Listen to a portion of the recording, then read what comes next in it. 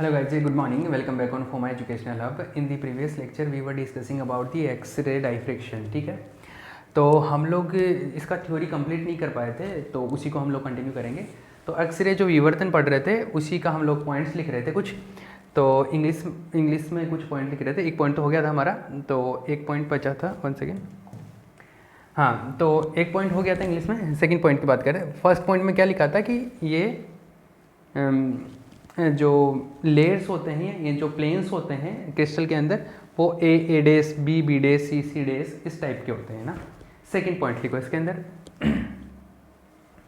The interplanar distance in the lattice is D. The interplanar distance in the lattice is D. The interplanar distance in the lattice is D.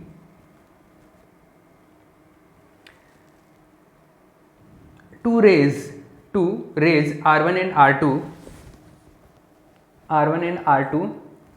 incident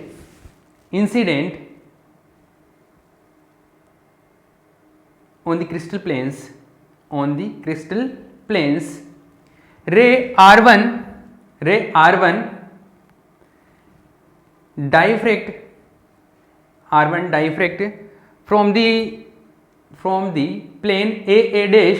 from the plane AA dash, and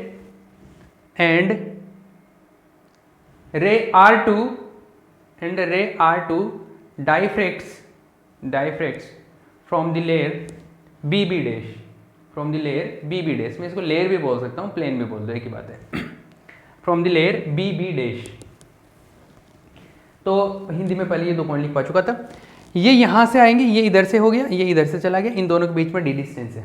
अब देखो हम लोग क्या बात करते हैं, हम लोग ये बात करते हैं कि ये आया यहाँ से इतना पाथ कवर करके गया, ये यहाँ से साथ ही स्टार्ट होता है, ये यहाँ से इतना पाथ कवर करके गया।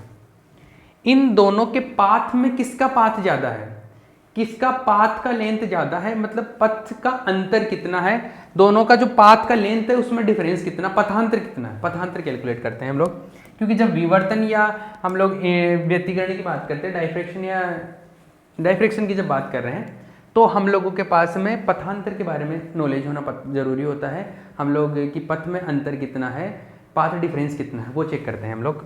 तो देखो ये है, ये यहाँ तक तो दोनों साथ साथ आए, मतलब ये यहाँ इसकी लेंथ और इसकी ये लेंथ, यहाँ से अगर मैं परपेंडिकुलर डाल दूँ, यहाँ पे अगर यहाँ से परपेंडिकुलर बना दूँ इस पर, ठीक है, तो यहाँ से यहाँ तक की ये दोनों की लेंथ बराबर हो गई। इधर में इससे परपेंडिकुलर डाल दूँ, ये 90, ये परपेंडिकुलर डाल दूँ, तो ये इनकी इधर की लेंथ भी बराबर है, इधर की भी लेंथ बराबर है। तो ये तो इतना चलता है, ये इतना यहाँ तक इसके साथ आ गया, इसके साथ इधर से चला गया। ये जो R2 रे है वो इतना पाथ एक्स्ट्रा चलती है। कितना पाथ, ये सपोज इसको O ले लो, इसको P ले लो, इसको Q ले लो, इसको S ले लो, इसको Q ले लो, तो ये इतना पाथ एक्स्ट्रा चल रही है, P से S और S से Q, ठीक है, P से S और S से Q, इतना पाथ एक्स्ट्रा कवर करता है R2 रे। तो R1 और R2 के बीच में पथांतर देखो, पथांतर R1 व R2 के मध्य पथांतर, path difference between R1 and R2। Path difference कितना है, पाथ डिफरेंस को लिखते हैं डेल्टा से, और पाथ डिफरेंस कितना है, PS plus SQ, right, clear है। इसको लिख दो इक्वेशन नंबर 1। अभी तक हमने कोई इक्वेशन नंबर नहीं दिया ना यहाँ पे, ओके। अब देखो इस ज्योमेट्री के अंदर देखना, ज्योमेट्री में क्या है, ये थीटा है, ये पूरा 90 है, ये थीटा है, ये 90 है, तो ये कितना बचा है, ये वाला 90 माइनस थीटा, ये जो मैंने डबल बनाया, ये 90 माइनस थीटा। ये एंगल देखना, अभी ये जो है ये 90 है, ये 90 माइनस थीटा, तो ये कितना बचा, थीटा, तो ये एंगल है थीटा। इसी तरीके से इधर वाला भी क्या है, थीटा, ये भी क्या है, थीटा, ये दोनों एंगल क्या है, थीटा है। तो ट्राइंगल ओ एस पी और ओ क्यू एस, इन दोनों में ये थीटा है, ये डी है, तो यहाँ पर मैं साइन थीटा कैलकुलेट करता हूँ एक बार। तो triangle OPS, triangle OPS by triangle OPS, त्रिभुज ओपीएस से, त्रिभुज ओपीएस से साइन थीटा कैलकुलेट करो। साइन थीटा, साइन थीटा क्या होता है? लंब बटे कर्ण, perpendicular upon hypotenuse. Perpendicular, theta के सामने वाला ये परपेंडिकुलर होता है, थीटा के सामने वाला पी एस, ये पी एस अपॉन हाइपोटेनस, ये 90 के सामने वाला ये ओ एस। ठीक है, तो ये क्या हुआ? P S is equal to O S sine theta. O S तो ये है, इंटरप्लेनर डिस्टेंस डी के इक्वल है, तो ये है डी, तो P S is equal to आ गया डी साइन थीटा,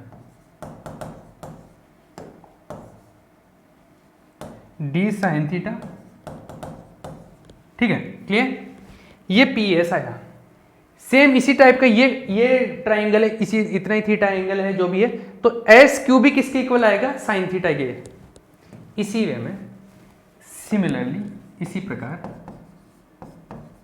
प्रकार जो एस क्यू है वो भी किसके इक्वल आया? डी साइन थीटा के।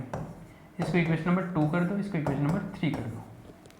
तो 2 और 3 से मैं इक्वेशन नंबर 1 में वैल्यू पुट कर रहा हूँ, तो बाई 1 2 3, बाई 1 2 3 पॉज करके छाप लेना है, ठीक है? बाई 1 2 3, बाई 1 2 एंड 3, 1 2 3, तो डेल्टा आया आपका पी एस और क्यू एस क्यू का वैल्यू रखा D sine theta plus D sine theta, 2 D sine theta हो गया, यह 2 डी साइन थीटा के। एक बात ये हमारे को समझ आती है इधर से कि ये वैल्यू मिल गया मुझे पथांतर का, पथांतर का ये वैल्यू है। अब देखो हमारा डाइफ्रेक्शन पैटर्न बनेगा, यहाँ पे जाके ये दोनों मिलेगी और डाइफ्रेक्शन बनेगा, पैटर्न बनेगा, यहाँ पे व्यतिकरण का प्रतिरूप मिलेगा, मतलब दीप्त और अदीप्त वाला सीन बनेगा। यहाँ पे ब्राइट फ्रिंजेस बनेगी या डार्क फ्रिंजेस बनेगी। तो ब्राइट फ्रिंजेस बनती है जब पथांतर एन लेमडा के इक्वल हो, जब पार्ट डिफरेंस एन लेमडा के इक्वल हो तब ब्राइट फ्रिंजेस बनेगी और तब हमारे को पैटर्न शो होगा, तभी तो पता चलेगा कि डाइफ्रेक्शन हो रहा है। तो देखो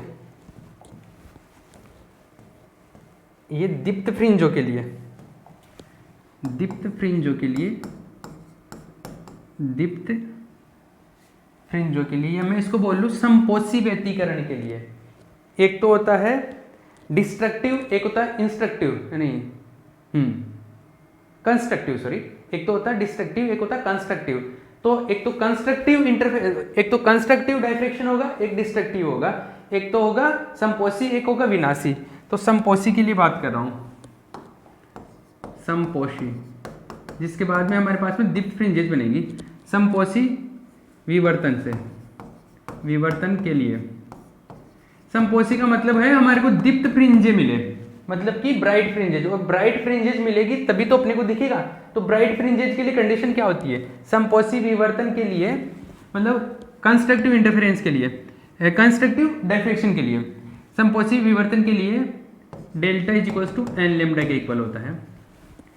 तो फॉर कंस्ट्रक्टिव डाइफ्रेक्शन क्या होता है? Delta equal to n lambda के इक्वल होता है।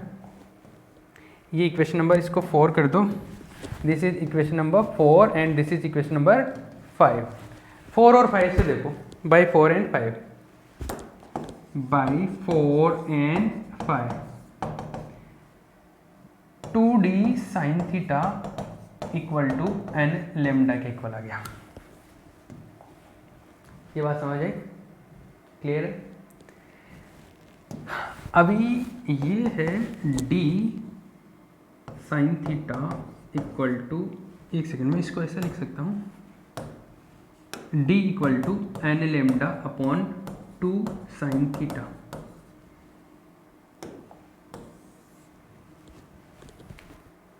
ठीक है, एक चीज मैं यहाँ पे बताना भूल गया, n क्या है? n क्या है? n अपने को ये शो करता है कि n first order, second order, third order diffraction मिलता है ना अपने को। अरे एन एक तरीके से ऐसा है, आपने डाइफ्रैक्शन पैटर्न मिलता है तो इस तरीके का मिलता है डाइफ्रैक्शन पैटर्न, ऐसे ऐसे ऐसे ऐसे, इस वे में डाइफ्रैक्शन पैटर्न मिलता है। तो अगर आप जैसे इसको n इक्वल टू 1 लिखो, n इक्वल टू 2 लिखो, n इक्वल टू 3 लिखो, n इक्वल टू 4 लिखो, ऐसे ये जो मैक्सिमा मिलते हैं ना, ये इन मैक्सिमा का नंबर है, ये इसको, ये है मैक्सिमा का नंबर। तो ये कौन सा ऑर्डर का मिल रहा है, तो ये n का वैल्यू 1 2 3 इस तरीके से हम लोग इसको लिखते हैं। तो ये कौन सा मैक्सिमा मिल रहा है वो शो करता है ना। और हम लोग जनरली जो न्यूमेरिकल्स में कैलकुलेशन के लिए बात करते हैं तो n इक्वल्स टू 1 ही लेके चलते हैं, ठीक है ना। सबसे कम क्या होता है, मिनिमम के लिए n इक्वल्स टू 1 होता है। तो हम लोग n इक्वल टू 1 के बारे में बात करते हैं फर्स्ट मैक्सिमा के लिए। फर्स्ट मैक्सिमा के लिए हम लोग बात कर रहे हैं, ये इसको मेन मैक्सिमा भी बोलते हैं, मुख्य उच्चिष्ट बोल लो। तो फॉर n इक्वल टू 1 के लिए बात कर लेते हैं। d इक्वल टू क्या मिला अपने को, लेमडा बाई 2 साइन थीटा। अब समझना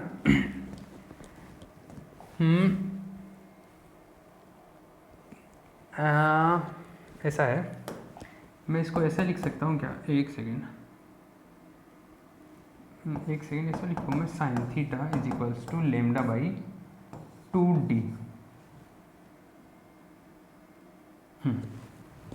ऐसे लिख दिया मैंने, क्यों लिख रहा हूँ देखना, अभी समझना।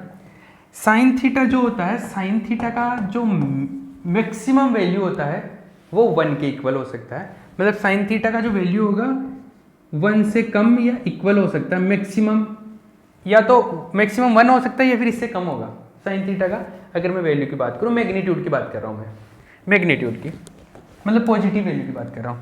तो साइन थीटा 1 से कम होगा, तो इसमें देखो साइन थीटा 1 से कम या 1 के इक्वल है, इसका मतलब साइन थीटा इसके इक्वल है, तो लेमडा बाई 2d भी क्या होगा, 1 से कम होगा। इसका मतलब क्या होगा, इसका मतलब है कि लेमडा बाई 2d भी जो है वो लेस देन इक्वल टू 1 होगा, क्योंकि साइन थीटा और ये तो बराबर ही है, तो ये भी लेस देन इक्वल टू 1 होगा। तो यहाँ से एक चीज़ समझना कि लेमडा बाई 2 जो है, इस d को इधर ले गया, मतलब मैं इसको इस तरीके से लिख सकता हूँ कि d is greater than equal to lambda by 2।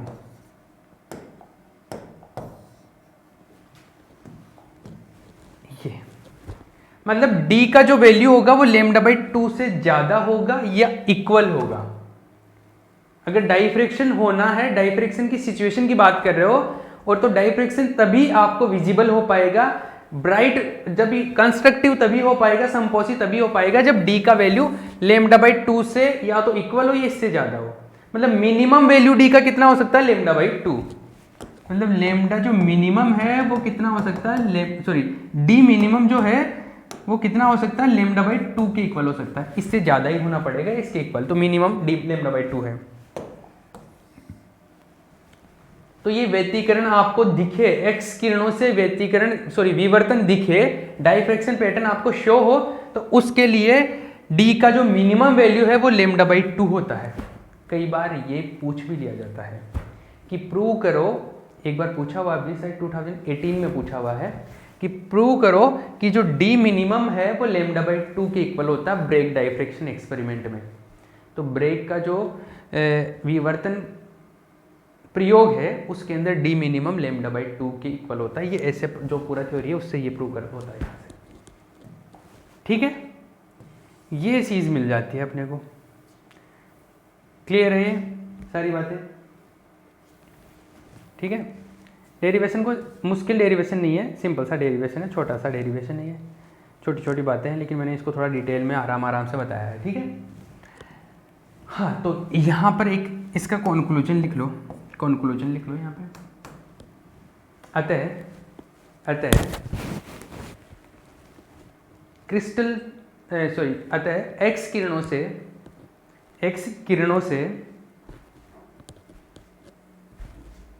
विवर्तन के लिए, एक्स किरणों से विवर्तन के लिए अंतरातलीय दूरी, एक्स किरणों से विवर्तन के लिए अंतरातलीय दूरी का न्यूनतम मान लेमडा बाई 2 होता है, का न्यूनतम मान लेमडा बाई 2 होता है, लेमडा बाई 2 होता है। Hence hence to occur the X-ray diffraction from the lattice, the minimum value of interplanar distance, the minimum value of interplanar distance d, the minimum value of interplanar distance d, the minimum value of interplanar distance d, the minimum value of interplanar distance d, the minimum value of interplanar distance d should be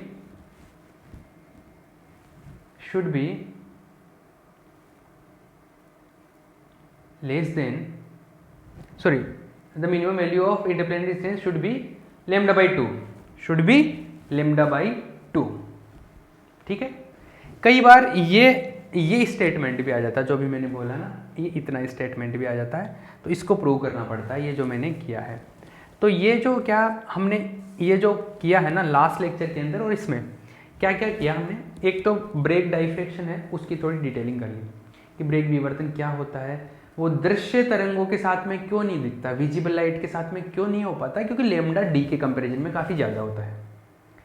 ठीक है, और इसमें हो पाता है और इसमें हो पाता है. तो ये पूरा मैथमेटिकल एनालिसिस किया हमने और ये छोटा सा डेरिवेशन निकाला, और इसमें ये भी पता किया कि जो डी है वो डी अगर लैम्डा बाई 2 से ज़्यादा हुआ ना, तो फिर इसके साथ भी नहीं होगा, एक्स रे के साथ में भी ये चीज़ नहीं पॉसिबल है.